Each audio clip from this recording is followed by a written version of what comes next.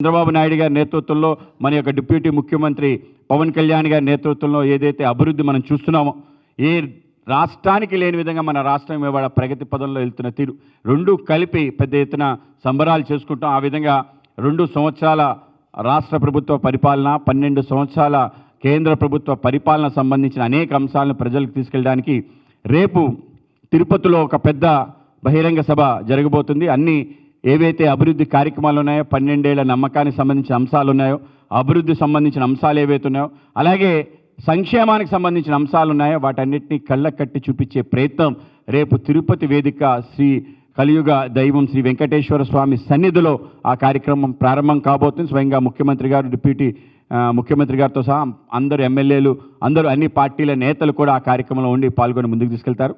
ఎందుకు చేయాలి? Double engine సర్కార్ యొక్క ప్రాధాన్యత ఏంటి? దేశంలో ఏ రాష్ట్రానికి రాని విధంగా 14 లక్షల కోట్ల రూపాయలు 2 సంవత్సరాల్లో ఆంధ్రప్రదేశ్కి వచ్చాయి. కనుకనే సంబరాలు చేయాలి. 14 లక్షల రూపాయలంటే ఎవరు ఊహించరు. 5 సంవత్సరాల కాలంగా ఏ రాష్ట్రానికి రాలే. ఎందుకు వచ్చాయి? ఎలా వచ్చాయి?